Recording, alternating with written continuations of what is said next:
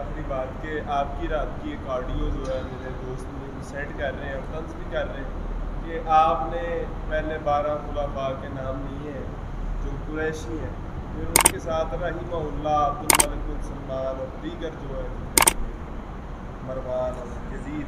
देखिए, ज़माना तालिब इल्मी जो है ऐसा दौर होता है कि जिसमें इंसान को किसी भी चीज़ का कुल्ली इदराक नहीं होता।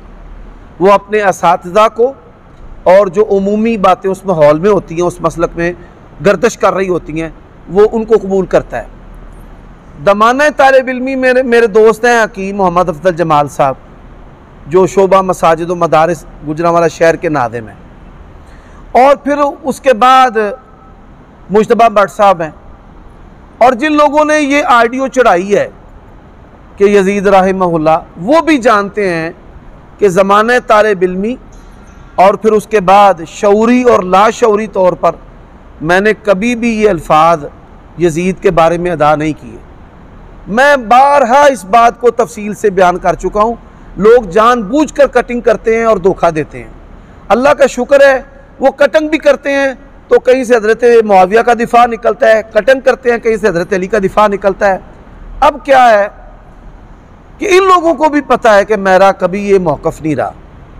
अब क्या है, मैंने जो इस पर गौर किया है कि जब बेलेक्स और पालटाक पर दो फोरम थे, एक शिया इनके घर बैठ के इनके दोस्त के साथ जब वाक़या हरा और हज़रत हुसैन पर बातें कर रहा था, उसी 2-3 दिन बाद ही की बात है कि अब जब आपने उसे वो अबू यजीद अस्तनी से आईडी बनाई हुई थी, जी जी, उसके साथ ये उस मजलिस में हमारे साथ शामिल थे और हमारी हमायत कर रहे थे कि ये बंदा गलत कह रहा है। देखिए, जिन लोगों ने ये ऑडियो चढ़ाई है ना, उनकी वालदा मुझसे इस बारे में सवाल करती थी, वालिद साहब करते थे। उनको पता है भाई ये यजीद के बारे में इसका नज़रिया क्या है।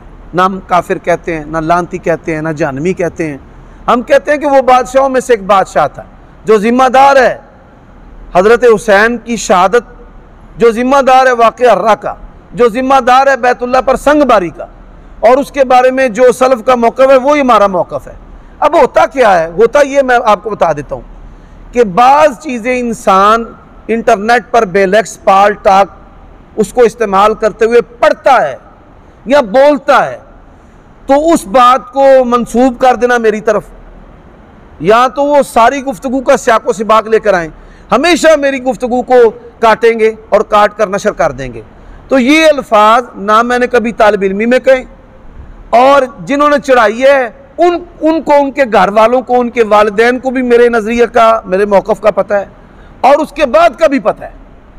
तो ये अल्फाज जो हैं वो किस स्याको सिबाक में है, काट कर दजल दे, धोखा और दजल दिया गया। मिसाल, आपने इसमें माइक भी छोड़ दिया था, कुछ दोस्त कहते हैं कि आपने उन्होंने लिखवा कर आपसे कहा था ये आपकी मेहरबानी है, पढ़ दें। ये बात दुरुस्त है, क्योंकि जो सैफुल्लाह अरशद साहब है ना, गवर्नमेंट के लेक्चरार, उनके बरखुरदार बेटे, मुझे इन्होंने कहा था कि ये यहाँ पे दो फोरम है, एक सुन्नी और एक शिया। जो सुन्नी फोरम है इसमें देवबंदी, बरेलवी, अहलदी सब हैं, तो बहैसियत फोरम जो चीज़ें लिखी गई हैं ना उसको आप पढ़ दें। और जब ये पढ़ी गई हैं तब भी मेरा ये एतकाद और मौक़िफ़ नज़रिया नहीं था, ना अब है, ना पहले था, ना उससे पहले था, ना ज़माना तालिब इल्मी में था। अल्लाह के फज़ल व करम से ये नबी पाक की हज़रत हुसैन की तरफ निस्बत करना यही कोई है। ये बात जो है ना नासबियों ने लिखी है किताबों में। जिन लोगों ने आना मिन हुसैन इसका इनकार किया है ना, उन लोगों ने ये उज़र तराश कर इनकार किया। आप सब इससे बड़ी भी एक आगे बात है, नबी पाक ने फरमाया था कि इब्ने यासार फिदा का बीवा होती है। हाँ, ये तो उससे भी बड़ी बात है। तो नबी पाक के मतलब और बातें क्या करेंगे? असल में इन लोगों ने एक होती है अदावत, अदावत और मोहब्बत, किसी चीज़ की अदावत और मोहब्बत इंसान को अंधा कर देती है। यजीद की मोहब्बत ने और उमर सिद्दीक़ की अदावत ने लोगों को अंधा कर दिया है कि इस तरह की गलतियां करते फिरते हैं। अब देखें, मिसाल मैंने दी है कि ये जो अल्फाज हैं खुद कहते हैं निस्बत है, तो मैं कहता हूँ निस्बत है तो माना करो ना, माना भी नहीं करना और तारीफ भी कहनी है, कोई बात नहीं। बात ये है, मैं ये अर्ज़ करता हूँ कि मैं, कई लोग जो हैं वो मेरे बारे में बातें बनाते हैं, मैंने कभी जवाब नहीं दिया। लेकिन अब जिन लोगों ने हदीस के बुग़्ज़ में या मेरे बुग़्ज़ में इत्तेफाक किया ना, छोटा हो बड़ा हो, हमने फिर इनको छोड़ना नहीं। इनकी गुस्ताखियाँ और बेबाकियाँ जो सहाबा के बारे में है ना, वो सारी खोल कर बाहर निकालेंगे।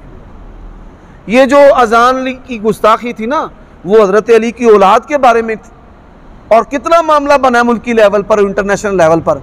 जब हम इनके अंदरों से निकाल कर दिखाएंगे ना, इनके पेटों में से हज़रत अली की गुस्ताखियाँ, तो फिर क्या हालात होंगे। इनके ज़िम्मेदार ये लोग हैं।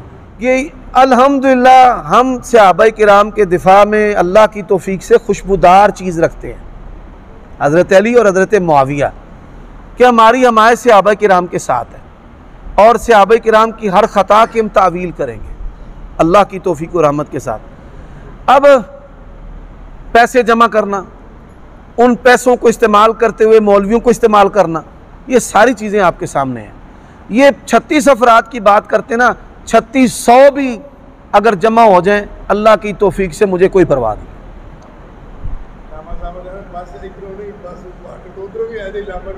अल्हम्दुलिल्लाह रब्बिल आलमीन।